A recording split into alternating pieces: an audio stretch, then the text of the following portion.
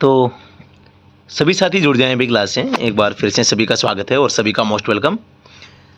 दिल की गहराइयों से आप सभी का एक बार फिर से स्वागत है अभी स्टडी एट होम परिवार में। और आप सभी को पता होगा कि ड्राइवर एग्जाम में तैयारी करने के लिए सबसे बेहतरीन प्लेटफॉर्म है स्टडी एट होम, और उसी प्लेटफॉर्म पर आज हम आपके माध्यम से जुड़कर दोस्तों आज तैयारी हम कर रहे हैं और बेहतरीन हम तैयारी यहाँ पर करेंगे। और जो हमारा फटाफट सटासट जो सेशन चल रहे हैं इनमें हम कम समय में अधिक जानकारी, आप सभी को पता है हमेशा से हमारा जो एक नया जो फार्मूला रहा है और इसमें आप सभी लोगों ने हमारा बढ़ चढ़कर साथ दिया है और आगे भी ऐसा साथ देते रहें। और इस वीडियो को लाइक और शेयर आप जरूर करें अगर वीडियो पसंद आए तो। सबसे पहला प्रश्न आप जैसा कि देख पा रहे हैं, विशेष प्रकार के स्टीयरिंग होते हैं। प्रश्न क्या है? विशेष प्रकार के स्टीयरिंग होते हैं, कम समय में अधिक जानकारी। तो विशेष कैसे बनते हैं? एक आपका जो मैनुअल स्टीयरिंग होता है जिसको आप अपनी पावर से अपनी ताकत से इसको ऑपरेट करते हैं। एक पावर स्टीयरिंग होता है, तो जो इसमें पावर स्टीयरिंग होता है उसी को यहाँ पर क्या बोला जा रहा है? विशेष प्रकार के स्टीयरिंग बोला जाता है, जो कि हाइड्रोलिक हो सकते हैं, कंप्रेस्ड हो सकते हैं, वैक्यूम हो सकते हैं। उपरोक्त सभी इसका आंसर हो जाएगा। लुब्रिकेशन ऑयल को किस प्रकार ठंडा किया जाता है? तो ऑयल कूलर से इसको ठंडा किया जाता है। किसी चार स्ट्रोक वाले इंजन में चारों स्ट्रोक्स का क्रम क्या होता है? आप सभी को पता है सबसे पहला सक्शन होता है, फिर कंप्रेशन, फिर पावर, फिर एग्जॉस्ट होता है। तो सबसे पहले intake, compression, power, exhaust. Option number 20 का राइट आंसर हो जाएगा। प्रश्न 3 है, पूर्ण स्वचालित शक्ति संचालन में प्राय किस प्रकार का गियर बॉक्स प्रयोग किया जाता है? तो पूर्ण स्वचालित शक्ति संचालन का मतलब है ऑटोमेटेड। ऑटो जो गियर बॉक्स होता है ना, जिसमें गियर शिफ्टिंग की आवश्यकता नहीं होती है, ठीक है, उसको यहाँ पर पूर्ण स्वचालित शक्ति संचालन के नाम से जाना जाता है। और इस प्रकार का जो गियर बॉक्स होता है वो यहाँ पर प्लेनेटरी गियर बॉक्स के नाम से जानते हैं। एपिसाइक्लिक या प्लेनेटरी गियरबॉक्स, ठीक है। आप सभी इस प्रश्न को जो है समझ गए होंगे मैं उम्मीद करता हूं। तो ऑप्शन नंबर यहां पे हो जाएगा प्लेनेटरी। जैसे स्लाइडिंग मेश होता है ना, तो इसमें आप गियरों को स्लाइड करके आप लगाते हैं। उस स्लाइडिंग मेश में क्या है, गियरों में आवाज आती है। एक कॉन्स्टेंट मेश और सिंक्रोमेश गियरबॉक्स होता है। इनमें क्या होता है, इनमें डॉग का इस्तेमाल किया जाता है। डॉग क्लच जो होती है ना, CLUTCH क्लच, इसका प्रयोग किया जाता है। और डॉग क्लच वाले में क्या होता है, गियर के जो दांते होते हैं ना, गियर दोनों आपस में क्या होते हैं, मिले मिले होते हैं, ठीक है। लेकिन इसमें जो क्लच होती है, डॉग क्लच, इन गियरों के पास में लगी होती है और वो डॉग है इन गियरों को एंगेज करने का काम करते हैं। तब तक है ये गियर अपनी शाफ्ट पर फ्री घूमते रहते हैं। समझ गए होंगे। तो ऑटोमेटिक जो ट्रांसमिशन सिस्टम होता है उसमें प्लेनेटरी गियरबॉक्स का इस्तेमाल करते हैं। फ्रंट एक्सल के साथ मोटर यान के जोड़े जाते हैं। कौन से पहिए? अगले पहिए जोड़े जाते हैं, सभी को पता होगा। निम्न में से कौन सा इंजन का भाग है? तो सिलेंडर, पिस्टन, फ्लाईव्हील, उपरोक्त सभी। तो उपरोक्त सभी ऑप्शन हो जाएगा। सभी क्या है, यहाँ पे इंजन के भाग होते हैं। डीजल इंजन के शाफ्ट के चक्कर नापते हैं। डीजल इंजन जो होता है इसके शाफ्ट के चक्कर नापना यानी आरपीएम मापना, तो ये आरपीएम मीटर नापता है। आरपीएम का दूसरा नाम है यहाँ पे घूर्ण चाल मापी। घूर्ण चाल मापी को यहाँ पर टेकोमीटर के नाम से भी जानते हैं। टेकोमीटर। सभी साथी ध्यान दें, अगर डीजल गाड़ी है तो आपका जो आरपीएम मीटर होगा, आरपीएम मीटर कहां तक होगा, 6 तक लगभग होगा। पेट्रोल गाड़ी होगी तो यहां पर ये लगभग 7 या 8 तक ये हो सकता है। जब गाड़ी आप स्टार्ट करते हैं तो गाड़ी का आरपीएम क्या होता है? गाड़ी का आरपीएम अगर 750 के आसपास का है तो बहुत अच्छी बात है। किसी भी हालत में 1000 से ज्यादा आरपीएम आपकी गाड़ी का नहीं होना चाहिए, ठीक है। तो डीजल इंजन के शाफ्ट के चक्कर नापते हैं घूर्ण चाल मापी या टेकोमीटर से। किसे? टेकोमीटर से। तो आप समझ गए होंगे मैं क्या कहना चाह रहा हूं।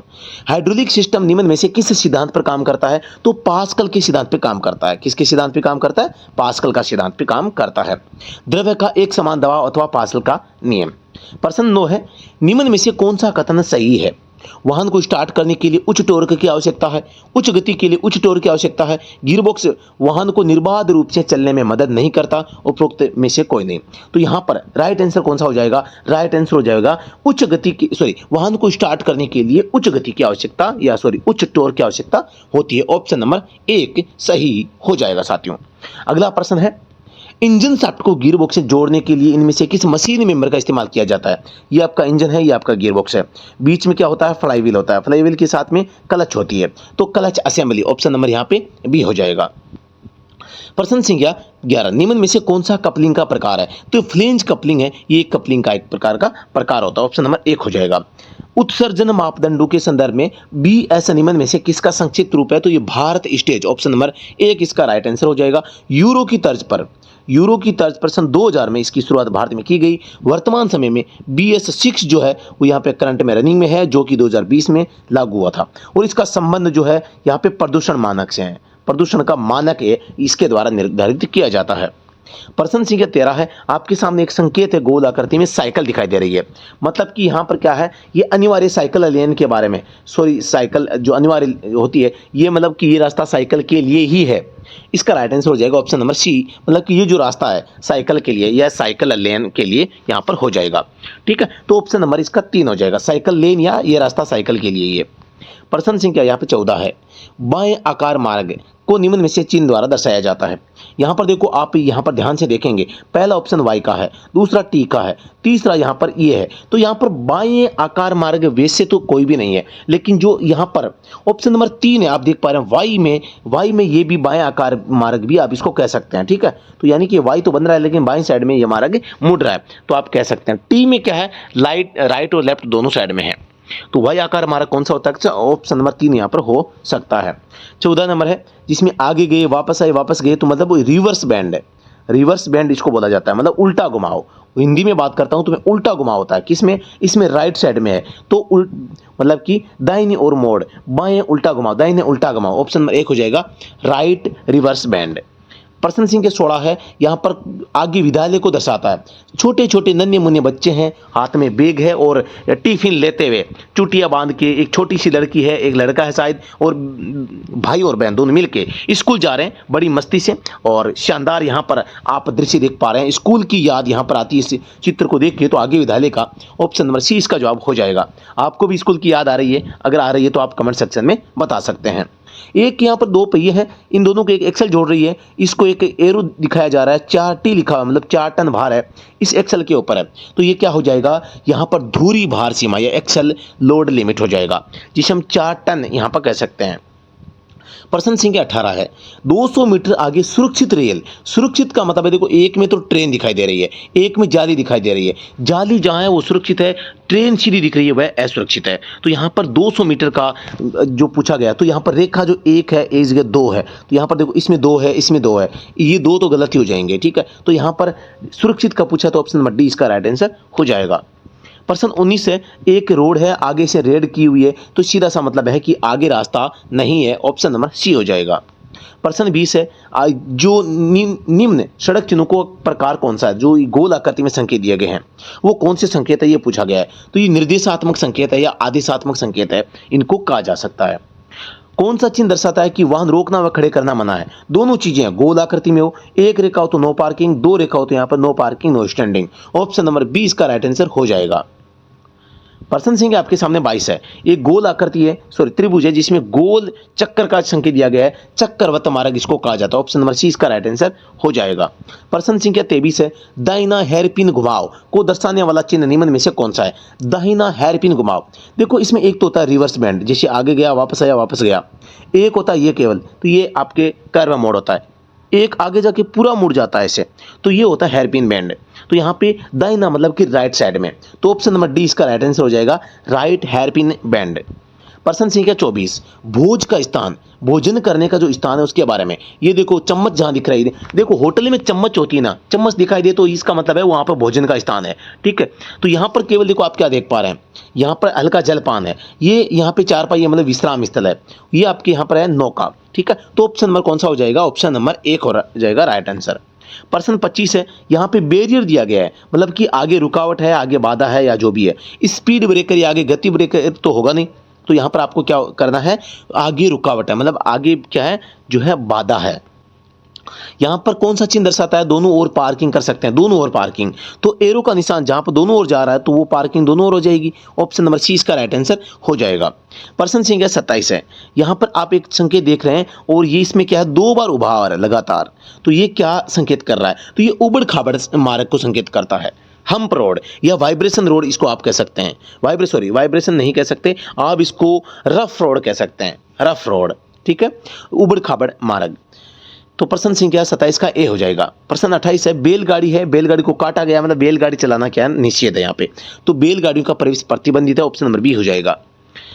निम्न चिन्ह दर्शाता है, यहाँ पे एक बाइक है, मोटर है, तो ये क्या दर्शा रहा है, इसमें सभी प्रकार के मोटर यानी प्रतिबंधित है। इसका मतलब ये होता है, यानी मोटरसाइकिल भी है, मोटर कार भी है, चार पहिया वाहनों को भी यहाँ पर अगर प्रतिबंधित किया गया है, फिर इसका मतलब है ट्रक भी नहीं आ सकता, बस भी नहीं आ सकती। तो मतलब कि सभी वाहन क्या है, यहाँ पे प्रतिबंध यहाँ पर बताए गए हैं। सभी जो मतलब ऑल मोटर व्हीकल प्रोहिबिटेड। निम्न चिन्ह दर्शाता है, क्या दर्शा रहा है, ये गंतव्य चिन्ह है, आपको जहां जाना है उसके बारे में ये बताता है ना। तो यहाँ पर नाम भी है और एरो का निशान भी है, 25 किलोमीटर भी ये दर्शा रहा है। तो ऑप्शन नंबर बी गंतव्य चिन्ह इसका राइट आंसर हो जाएगा। निम्न चिन्ह दर्शाता है, प्लस का चिन्ह आप सभी को पता है कि ये प्राथमिक चिकित्सा केंद्र का होता है। प्रश्न संख्या 32 आपके सामने, एकांगी मार्ग का चिन्ह का आशय मतलब होता है। एकांगी मतलब मार्ग को जो है वन वे के नाम से भी जानते हैं। वन वे एकांगी आप कह सकते हैं, एकांगी, और एकल मार्ग भी आप कह सकते हैं, एकल मार्ग। ठीक है, तो यहां पर आप देख पा रहे हैं कि ऑप्शन नंबर एक दिशा में यान प्रतिषेध भी इसमें हो जाएगा। यानी कि आप कह सकते हैं कि एक मार्ग जा रहा था, एक आ रहा था, उनमें से एक को काट दिया, मतलब कि एक बचा, मतलब एकल मार्ग है। एक दिशा में यान प्रतिषेध भी है, मतलब एक दिशा में यानों को यहां पर प्रतिबंधित किया गया कि आपको आना नहीं है। दूसरे साइड में यहां पर यानों को आज्ञा दी गई है कि आप एक साइड से जा सकते हैं। ठीक है, तो यहां पर एकांगी मार्ग चिन्ह से आशय क्या हो सकता है, एक दिशा में यान प्रतिषेध। ऑप्शन नंबर एक है वो राइट आंसर हो जाएगा। यातायात संकेत के अंतर्गत शामिल है, यातायात संकेतों के अंतर्गत क्या शामिल है, चेतावनी संकेत स्तंभ, दिशा सूचक, सड़कों पर चिन्हांकन, उपरोक्त सभी इसका राइट आंसर हो जाएगा। 34 नंबर है, असंतुलित व्हील को सुधारने का सही तरीका क्या है। असंतुलित व्हील जो होता है उसको सुधारने के लिए उचित पोजीशन पर व्हील रिम के साथ उचित भांसलंघन करना। ऑप्शन नंबर डी इसका राइट आंसर हो जाएगा। प्रश्न 35 है, एक अधिक फूले हुए टायर का कौन सा भाग सबसे ज्यादा घिसेगा।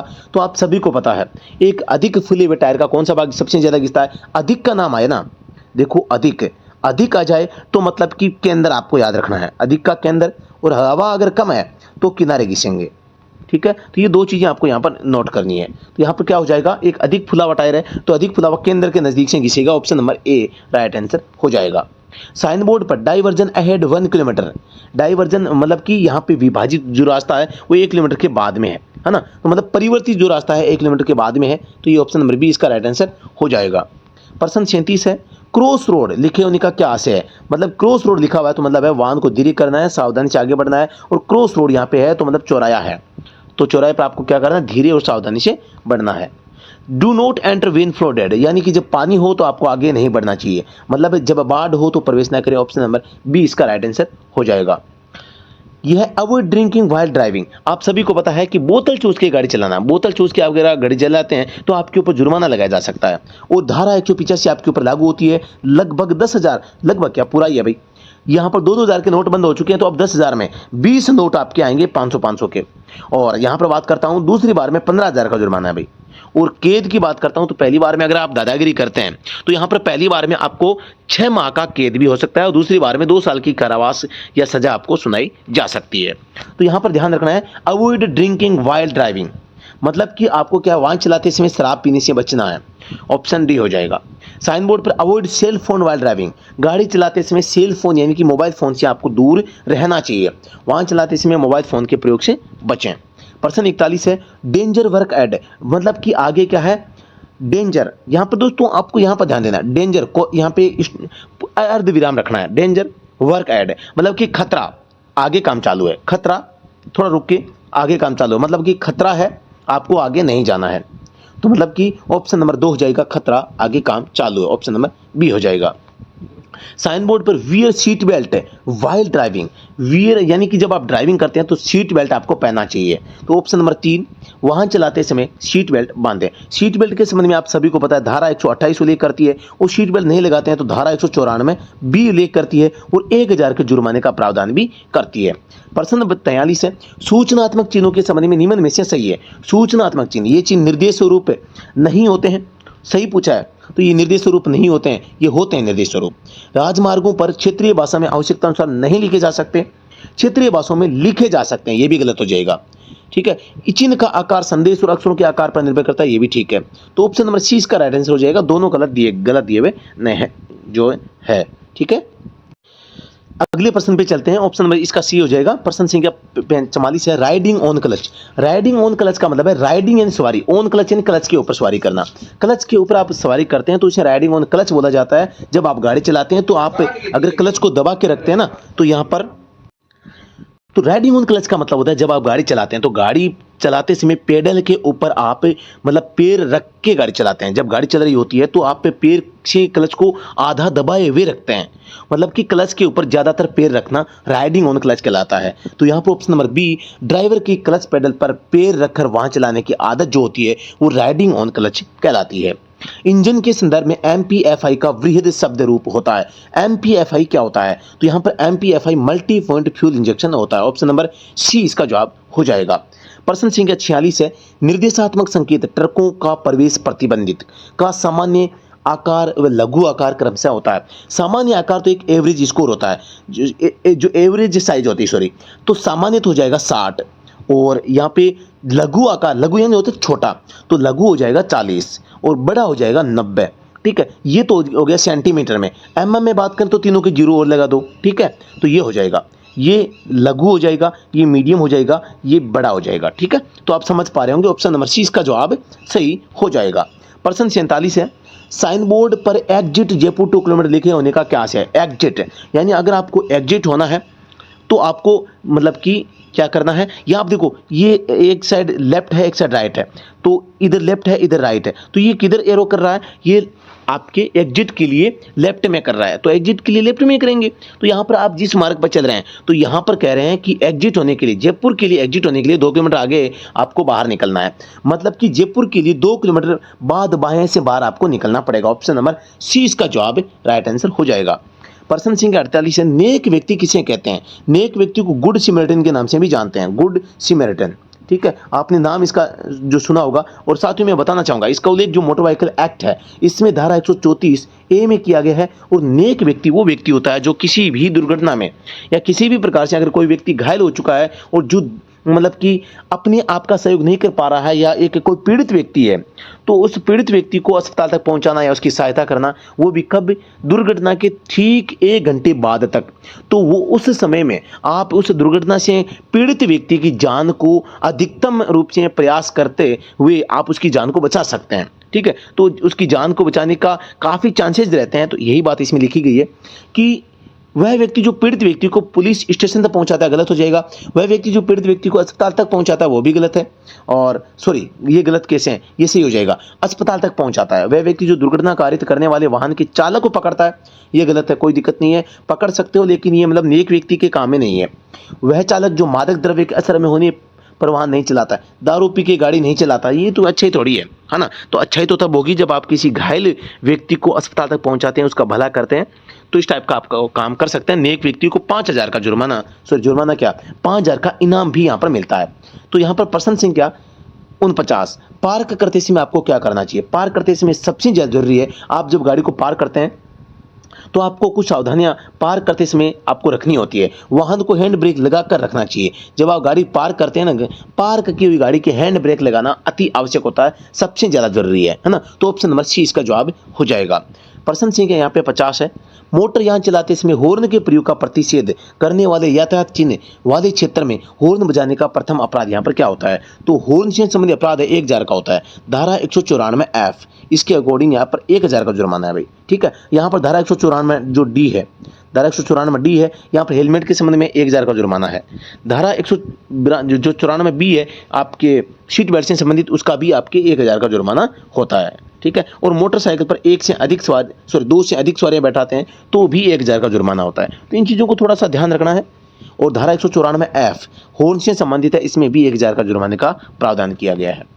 तो यहाँ पर हमने टोटल 50 प्रश्न करने का प्रयास किया है और काफ़ी अच्छी तरीके से आपको हर प्रश्न को बाल की खाल निकाल के समझाने का हमने प्रयास किया है। तो आपको जरूर ये समझ में आया होगा। तो साथियों, उम्मीद है कि ये सेशन आपको अच्छा लगा है और कम समय में अधिक जानकारी, हमेशा से जो हमारा फार्मूला रहा है और उसमें हम खरे उतरे होंगे और आपका भी टाइम काफ़ी सेव हुआ होगा, ये उम्मीद करता हूँ। अगर आप ITBP कांस्टेबल ड्राइवर का अगर बेच लेना चाहते हैं तो शानदार बेच है। दिल्ली पुलिस कांस्टेबल ड्राइवर में भी बहुत ही शानदार तरीके से हमने इस बेच को जो है चलाया बताया था और काफ़ी अच्छा स्कोर लड़कों ने बनाया था। और जो लड़के पढ़ चुके हैं वो हमें हमेशा याद करेंगे, क्योंकि स्टडी एट होम की जो रासर है, इनका जो भाग्य है वो कुछ ही ऐसा है, जो इनसे जुड़ के तैयारी करता है लगभग उसका श्योर है कि वो सिलेक्शन होगा उसका।